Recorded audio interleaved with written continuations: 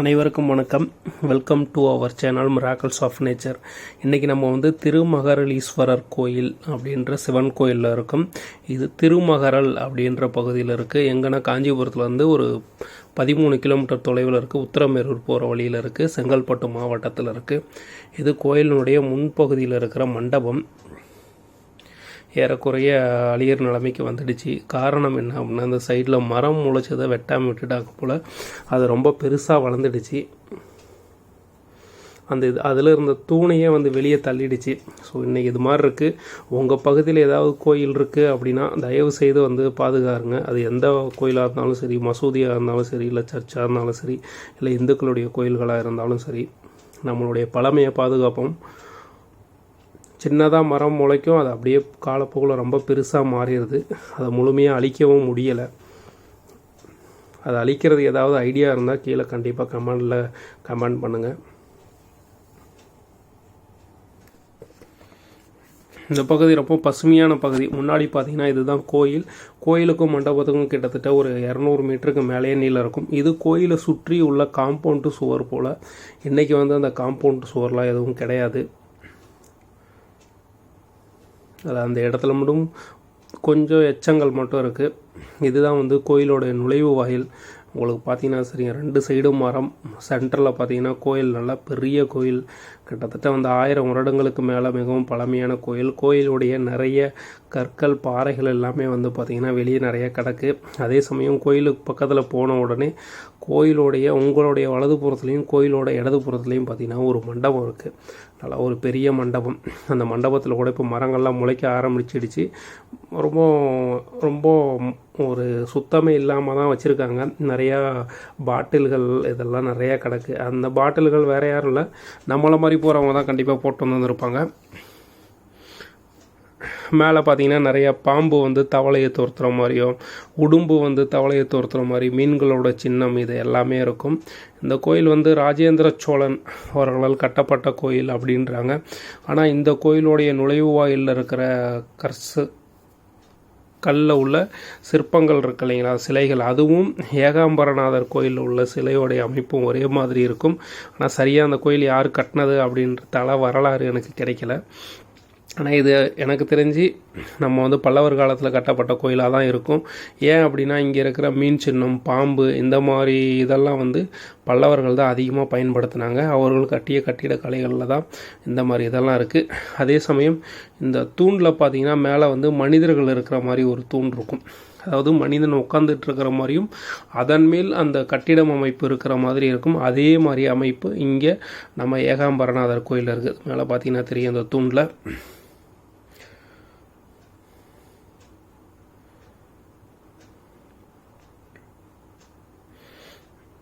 ரொம்ப அற்புதமான கட்டிடக்கலை அமைப்பு இது. இந்த கோயிலுடைய தல வரலாறு என்ன அப்படின்றத பார்க்கலாம். இது திருமகரலீஸ்வரர் கோயில் அப்படின்னு சொல்லி அழைக்கப்படுது. இந்த கோயில் பாடல் பெற்ற தலங்களில் தொண்டை நாட்டு தலங்களில் ஒன்றான கோயில் இது. இது பார்த்திங்கன்னா மூலவர் பெயர் நிறையா இருக்குது. திருமகரலீஸ்வரர், உடும்பீஸ்வரர், புற்றிக்கொண்டார், அடைக்கலம் காத்தநாதர், மகம் வாழ்வித்தவர், பரத்திலும்பர், நிலையிட்டநாதர், மங்களங்காத்தார், அகத்தீஸ்வரர், பரிந்து காத்தவர், தடுத்தட்டு கொண்டவர் அப்படின்ற நிறைய பேர் இருக்குது. தாயார் பெயரை புவனநாயகி, திரிபுவனநாயகி அப்படின்னு சொல்லி அழைக்கப்படுறாங்க. விருட்சம் பார்த்திங்கன்னா தல விருட்சம். தீர்த்தம் உள்ள கோயில் உள்ள நுழைஞ்ச உடனே பார்த்திங்கன்னா உங்களுடைய இடது கைப்புறத்தில் அக்னி தீர்த்தம் அப்படின்ற ஒரு தீர்த்தம் இருக்குது. கோயிலில் 2 கிணறுகள் இருக்குது. ஒரு கிணறு வெளியவும், இன்னொரு கிணறு கருவறையின் பக்கவாட்டிலும் அமைக்கப்பட்டிருக்கு. இந்த கோயில் கட்டுவதற்கு முன்பு பிரம்மன் இந்த ஊருக்கு வந்ததாகவும், இங்கு ஒரே ஒரு பழமரம், அதாவது ஒவ்வொரு நாளும் ஒரு பழத்தை மட்டும் தரக்கூடிய ஒரு மரத்தை நட்டதாகவும், அந்த மரம் ரொம்ப சுவைமிக்க பழமாக அந்த மரத்தில் உள்ள பழம் இருந்ததாகவும், அதை ராஜேந்திர சோழன் அவர்கள் தெரிந்து கொண்டு அந்த பழமரத்தில் வரும் பழங்களை ஒவ்வொரு நாளும் இந்த பகுதியிலிருந்து சிதம்பரம் நடராஜர் கோயிலுக்கு எடுத்து சென்று நிவேதானம் செய்து அதன் பின் சோழ நாட்டிற்கு தனக்கு கொடுக்கும்படி ஊர் மக்களிடம் ஆணையிட்டதாகவும் இதனால் ஒவ்வொரு நாளும் ஒருவர் வந்து இந்த ஊர்லேருந்து இந்த பழத்தை எடுத்துக்கிட்டு சிதம்பரம் நடராஜர் கோயிலுக்கு போவாங்களாமா. இதுதான் இந்த ஊர் மக்களின் வேலையாக இருந்துச்சாமா. இதனால் வந்து மக்கள் துன்புறுறதை பார்த்த ஒரு சிறுவன் என்ன பண்ணியிருக்காரு அப்படின்னா அந்த மரத்தை வெட்டியதாகவும் இதனால் பழம் ராஜேந்திர சோழனுக்கு போய் சேரவில்லை. இதனால் தகவல் அறிய இங்கு வந்த ராஜேந்திர சோழன் என்ன ஆயிற்று என்று கேட்ட பொழுது தகவலை அறிந்தவுடன் அந்த பையனை அழைத்து வந்து அவன் கையை துண்டிக்க கூறியதாக கூறப்படுகிறது.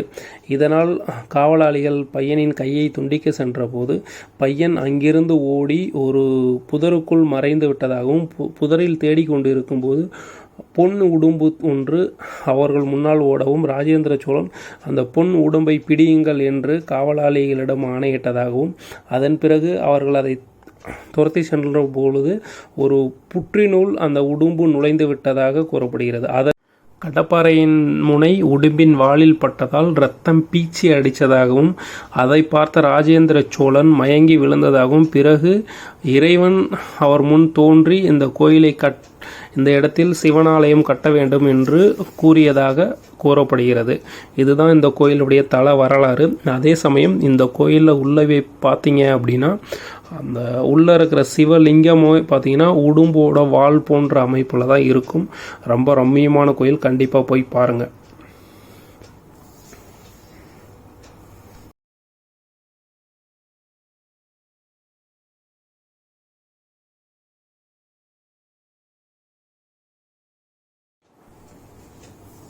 முன்னாடி வந்து பார்த்தீங்கன்னா பலிபீடம், கொடிமரம், நந்தி எல்லாமே இருக்குது.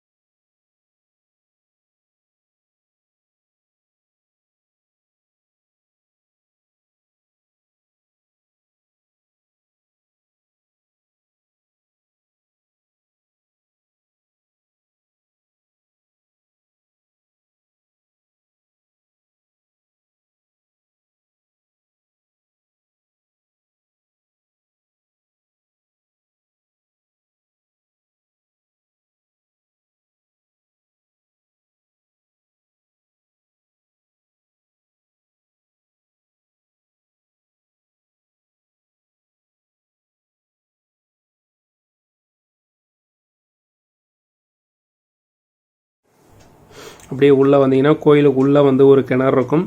அதோடைய வலது புறத்தில் பார்த்தீங்கன்னா எலுமிச்சை மரம் இருக்கும்.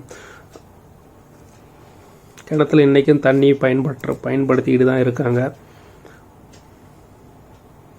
கோயில் கருவறைக்கு போகிறதுக்கு வந்து கிட்டத்தட்ட ஒரு 3 வழி இருக்குது. அதாவது டைரெக்டாக ஒன்று போகலாம், 2 சைடு வந்து உள்ளே வர மாதிரி, இடதுபுறம் வலதுபுறம் 2 சைடுமே உள்ளே வந்துட்டு வெளியே போகிற மாதிரி வந்து வழிகள் இருக்குது. ஆனால் அது நம்ம இப்போதைக்கு நாங்கள் போனப்போ அதை ஓப்பன் பண்ணல. இந்த வழிகள் தான் அது பார்த்தீங்கன்னா தெரியும். இதுதான்.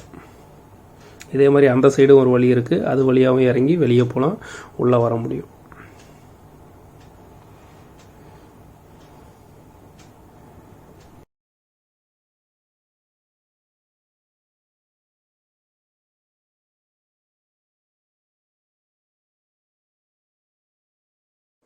இந்த கோயில் முழுக்க திராவிட கட்டிடக்கலை பாணியில் தான் கட்டப்படுது.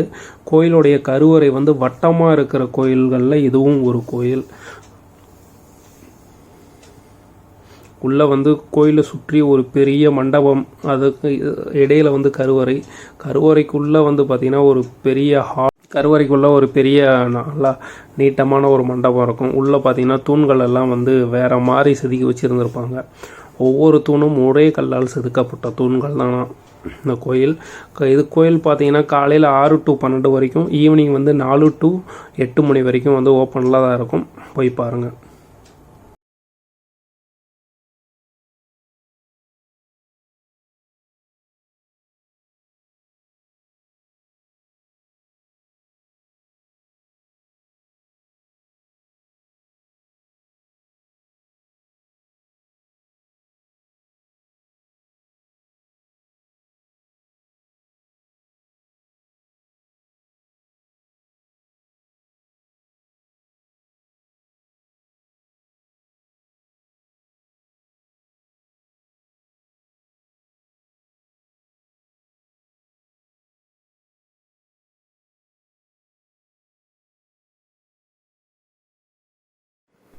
இந்த காணொளியை பார்த்த அனைத்து உறவுகளுக்கும் நன்றி.